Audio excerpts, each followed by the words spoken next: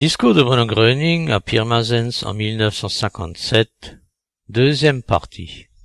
Voyez-vous, chers amis, c'est justement quand l'homme a rassemblé cette connaissance et qu'il sait maintenant de quoi il s'agit, c'est-à-dire quand il est arrivé à prendre conscience de lui-même, qu'il saura et retrouvera celui auquel il appartient. Facile à dire, mais difficile à faire. De votre point de vue, il saura qu'il appartient à Dieu, qu'il doit maintenant vraiment se centrer sur Dieu. Dieu lui a donné la vie et toutes ces choses, et a déterminé pour lui quantité de bonnes choses qu'il doit cependant capter en lui. S'il le fait, c'est bien. Mais s'il essaie, chaque essai le mènera toujours au mal. Il dira ensuite que tous les essais ont échoué. Mais doit-il donc faire tous ces essais? Cela ne signifie-t-il pas essayer Dieu? Vous en rendez-vous compte? Moi, je dis oui. Mais bientôt, vous direz oui également, et vous comprendrez que ce que vous avez fait maintenant, jusqu'à présent, n'était qu'essayer Dieu. Non, mes amis, cela ne peut pas continuer ainsi. Et j'y reviens encore. Ces personnes qui ont reçu la guérison de leur corps ont toujours été celles qui savaient exactement ce qu'elles voulaient en retrouvant le chemin vers Dieu, en croyant vraiment et en n'ayant qu'un seul souhait dans leur cœur, celui de voir leur corps délivré du mal. Mais tant que l'homme demeure là où le mal réside, il ne sera jamais délivré. C'est comme si je vous disais que quelqu'un est tombé dans une fosse. On le tire de là et on le dépose à côté de la fosse. S'il ne dispose pas de la force et n'a pas non plus le soutien nécessaire pour se maintenir en haut, alors il va y retomber. Et tous ceux qui ont grandi dedans sont salis, sont souillés. Et si vous vivez parmi eux, vous serez vous aussi souillés, et vous ne serez jamais délivrés ni purifiés. Oui, chers amis, c'est aussi vrai que je le dis. Mais je ne veux pas parler aujourd'hui de façon trop allégorique, car cela serait trop. Ce serait trop parce que vous ne pouvez pas comprendre d'emblée la quantité de choses, le bien qui est déterminé pour chaque être vivant. C'est pourquoi je vous donne maintenant ce bon conseil. Faites le bien, comme beaucoup l'ont déjà fait, de façon que vous parveniez à la connaissance de vous-même et que vous sachiez de quoi il s'agit. Alors, c'est bien. Détachez-vous de ce que vous avez ressenti comme étant le mal dans votre corps, de façon que, vous non plus, n'ayez plus rien de commun avec le mal, et que vous puissiez vous relier vraiment à celui auquel vous appartenez, auquel chacun appartient. Je sais que beaucoup ont dit qu'il était nécessaire que Gröning apparaisse ici, en personne. Non, mes amis, nécessaire. Il est seulement nécessaire que vous parveniez à la connaissance de vous-même. La personne, le corps de Gröning ne veulent rien dire, mais Dieu nous dit tout. Et si nous prenons à cœur le bien, le divin, vous surtout. Moi, je le fais déjà. Alors vous aussi vous direz. Oui, c'est différent maintenant. C'est un sentiment tout à fait différent. C'est étrange. Je le répète encore une fois, un sentiment étrange. Oui. Si seulement vous croyiez, mais croyez vraiment, Et si vous gardiez vraiment la liaison avec Dieu, et écoutiez vraiment Dieu, alors seulement vous pourriez le suivre.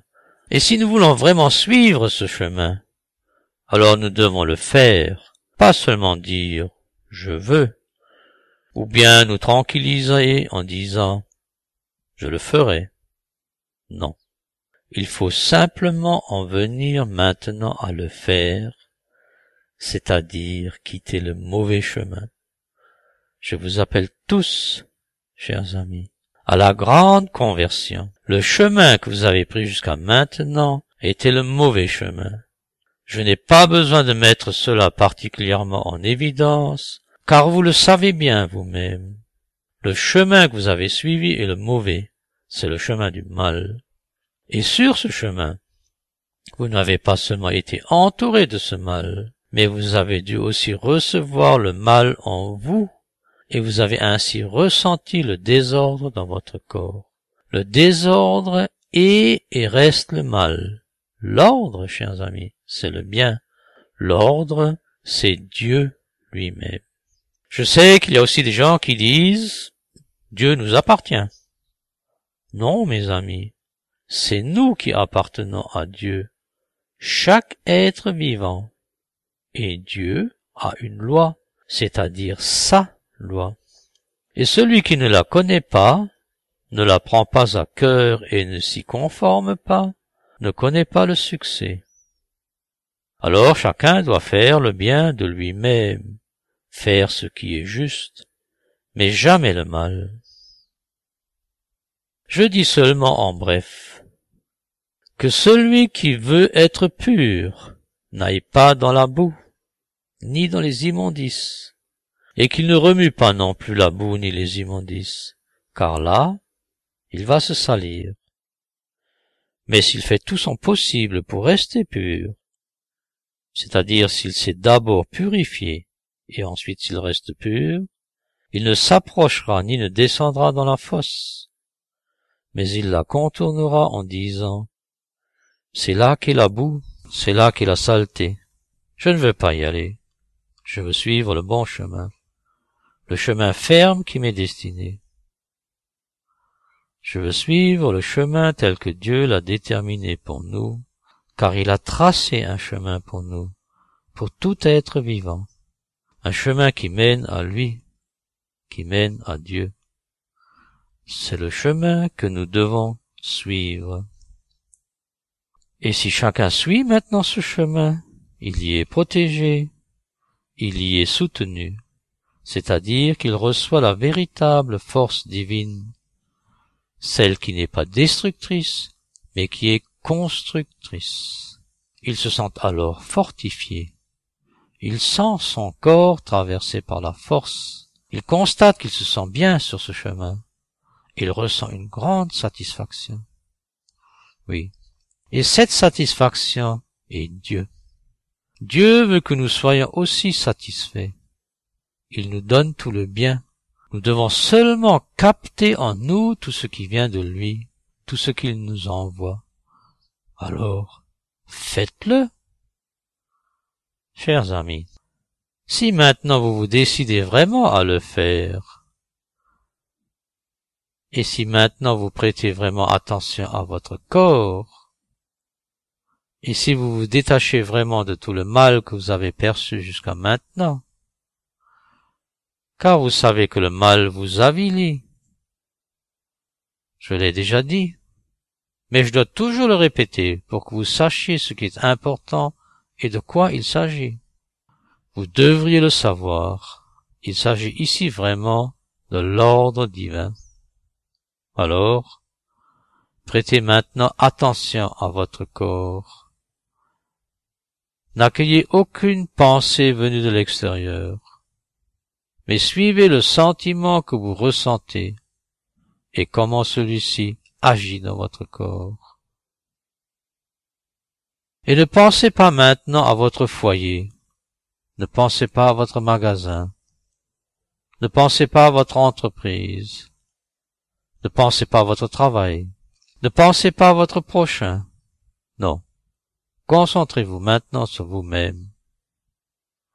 Et maintenant, si vous prêtez attention à votre corps, vous recevrez une telle prise de conscience que vous direz « Oui, ce qu'il vient de nous dire, c'est vrai, je peux le constater. C'est nouveau pour moi, mais je continuerai sur cette voie, car je veux le bien. Mais, mes amis, il faut encore autre chose pour cela. Le mal qui est vraiment partout autour de vous ne va pas renoncer, surtout maintenant que vous vous êtes tourné vers Dieu et que vous avez la volonté de suivre le chemin qui mène à lui. Le mal va faire tout son possible pour vous placer sous son influence, en vous faisant capter seulement de mauvaises pensées, ou en vous faisant même entendre du mal de la part de l'un ou de l'autre de vos proches. Si bien que vous tombez toujours sous son emprise et dites « Ce n'est pas croyable, je ne peux pas avoir la foi, et cela ne pourra pas aller bien de cette manière, cela va de nouveau devenir mauvais. » Oui, car vous en avez déjà fait l'expérience.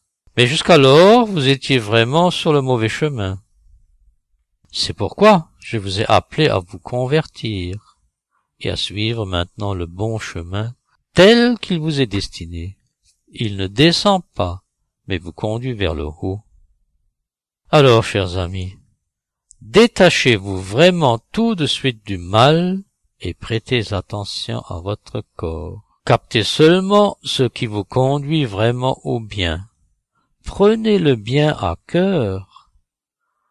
Cette adhésion au bien ne peut se faire que si vous ne vous considérez plus comme indigne, mais comme digne, que si vous avez vraiment maintenant la volonté d'accueillir le bien en vous et tenez votre parole, la promesse que vous vous êtes faite à vous-même, je ne veux plus rien avoir en commun avec le mal.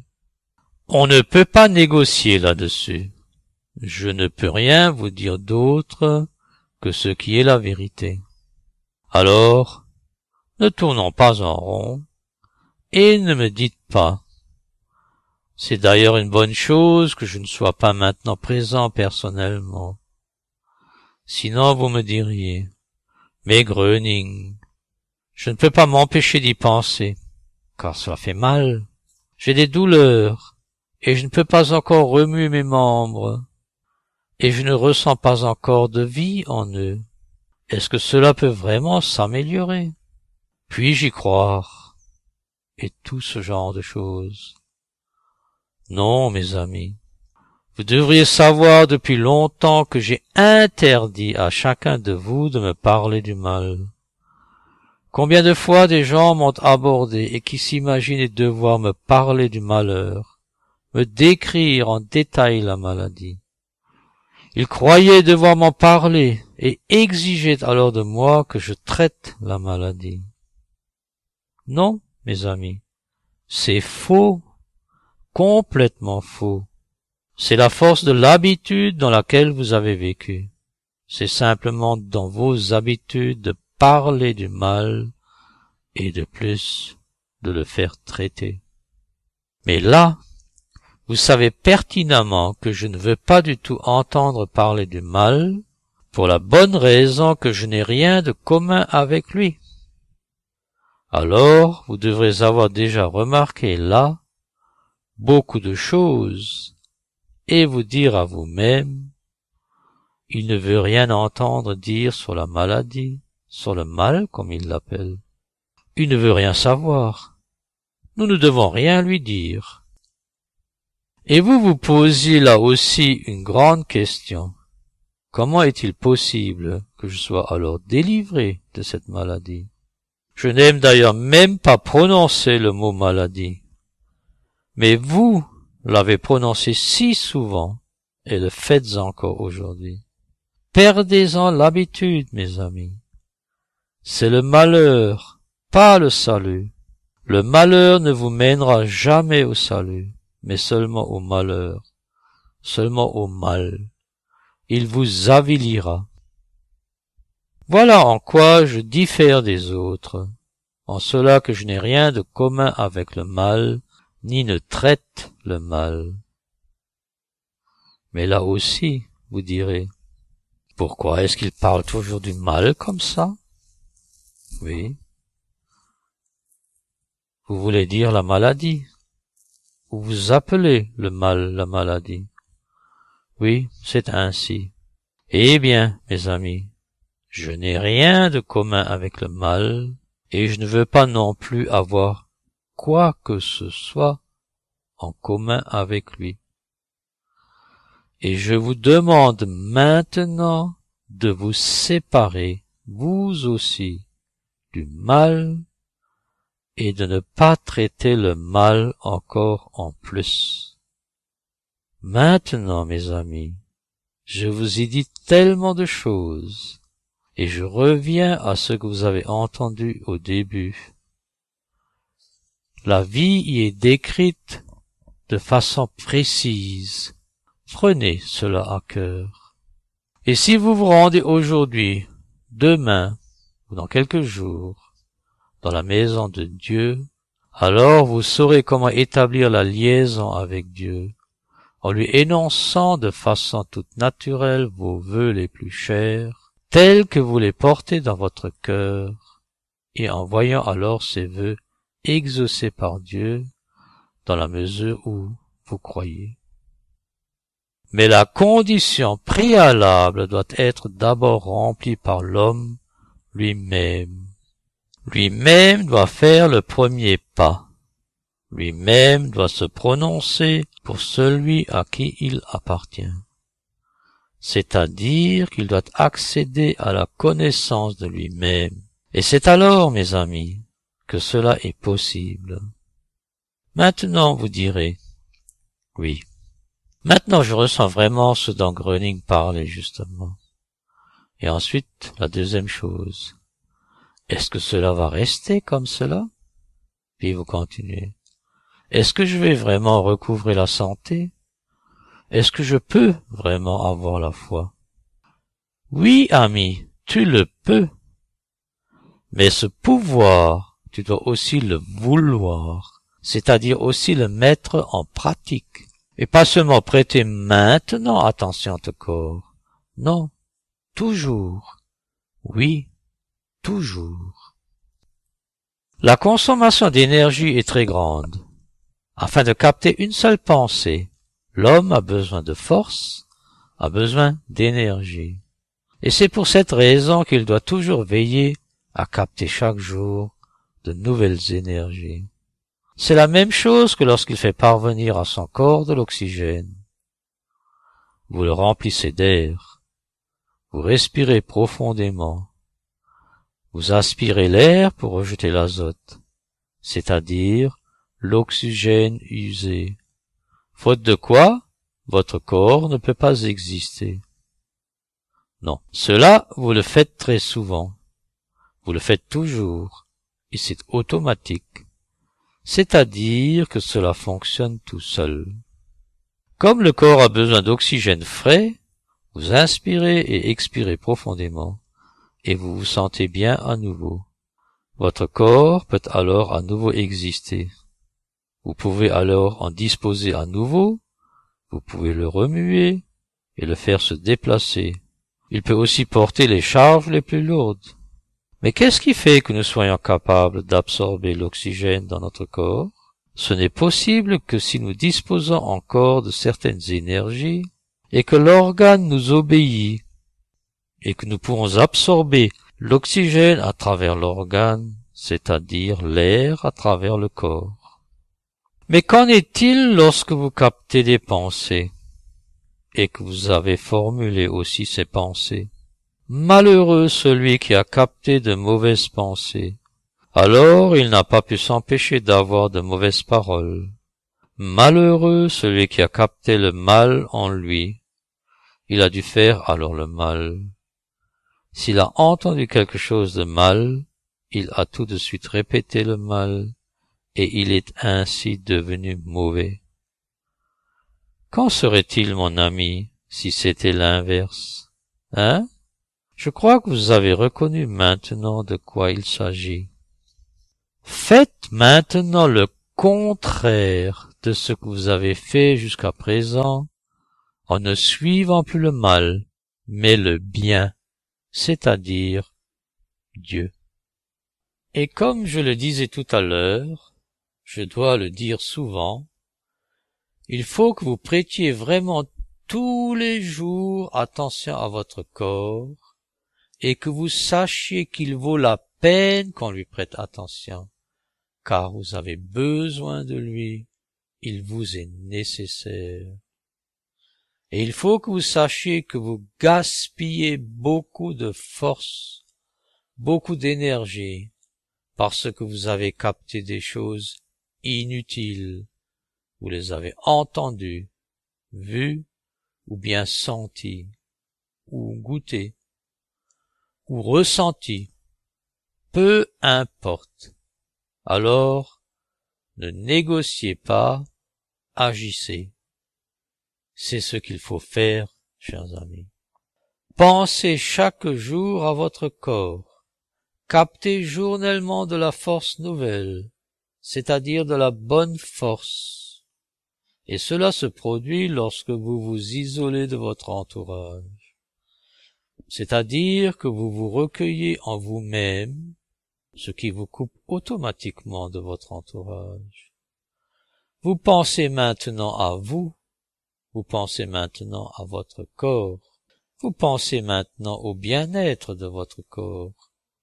Vous lui donnez maintenant la nourriture. Vous lui faites maintenant parvenir la force dont il a besoin. Et cela, vous le faites tous les jours. Et vous direz ensuite, si vous avez capté suffisamment de force, maintenant je me sens bien. Maintenant, je me sens libre. Oui. Pour chasser le mal, mes amis, il faut beaucoup. Il faut même énormément de bonne force. D'autant plus de bonne force que le mal s'était incrusté dans votre corps, au point qu'il vous était jusqu'alors impossible de croire qu'il disparaîtrait un jour. De sorte que vous devez maintenant capter suffisamment de force, et même un surplus de force pour disposer de réserves.